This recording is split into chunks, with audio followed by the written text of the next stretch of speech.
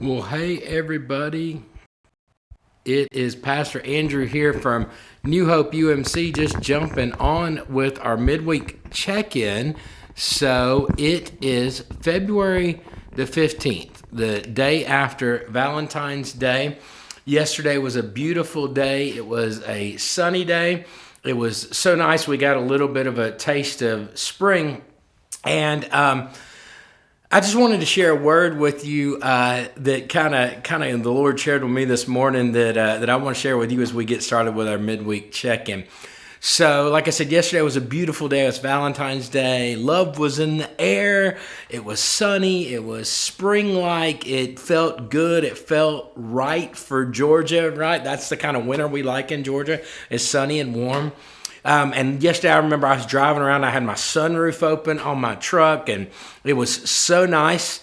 And this morning, when I went out to my truck, I said, "Oh, it's raining and it's cold." So I went back in and got a jacket, and I opened the door to my truck, and I left the sunroof open, and it was raining in my truck. Everything was soaked. It was miserable. It was like night and day difference from yesterday. Sunny, beautiful, to now. I was annoyed. I was irritated. Everything I owned was wet and cold, and it was so different from yesterday. And I was thinking about, how often do we want to praise God on the sunny, good days and get annoyed and angry and frustrated with Him on the cold, rainy days? Each day is a gift. The fact today that I had a roof over my head when there are people in our community that don't, that I have a reliable vehicle, though it's kind of soggy inside, that I can drive to work, that we've got a lot of things to be thankful for, even on the rainy days. Yes, it's easy to celebrate the beautiful sunny days in our lives, but we need to remember that we serve a good God who's constantly good, constantly providing for us, even on the bad days, even on the days that we're not happy, that we're not feeling lovey-dovey like we are on a sunny, beautiful Valentine's Day. And that was a lesson God had for me this morning, and I thought it was one that you might need to hear as well as you're throwing the jacket back on, getting the umbrella, and braving the cold and the rain today. Remember, God's still good, and God still loves you. That love we celebrated yesterday is just as good today as it was yesterday. Hey, so let's talk a little bit about this week as we always do on our midweek check-ins.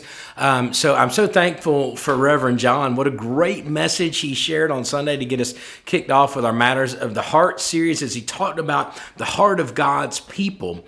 And this Sunday, I'm going to come right behind that with the second part of this 2-week series and talk about the heart of the church. Who are we supposed to be? What has God called us to be as a church? What should our heart be? It's so important in these couple of weeks before Ash Wednesday, which is next Wednesday on the 22nd at 7 p.m., and before the season of Lent and moving to Easter, we need to check our hearts. We need to see if our hearts are in the right place. And we need to just be reminded about what our hearts should be. When the Bible talks about heart, it's not talking about this thing beating in your chest. It's talking about your core, who you are at the core, who God created you to be. And Reverend John did a great job talking about us as individuals last week.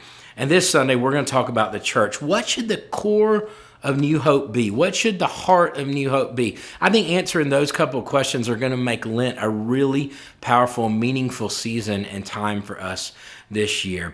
So I hope you'll be with us Sunday at 9 a.m. for contemporary, 11 a.m. for traditional, as I get to come right on the tail end of where John left off and talk about the heart of the church.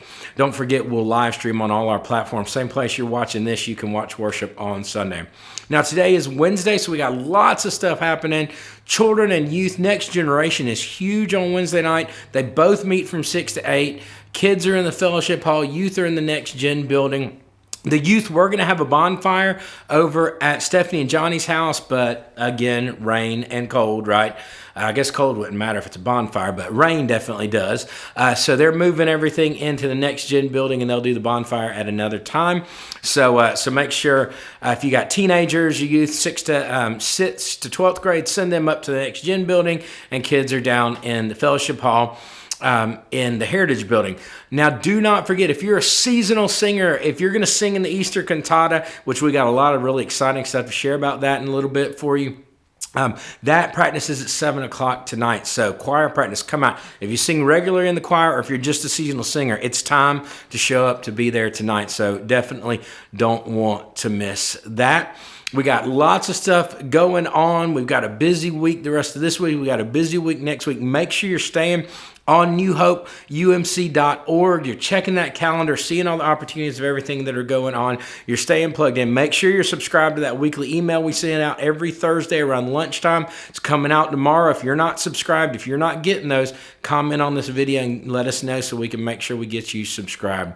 I pray that you have an excellent rest of the week. I can't wait to be back with you. I missed you last Sunday. I loved having the opportunity to worship with you on my phone in the back of a Humvee as we were driving down the interstate.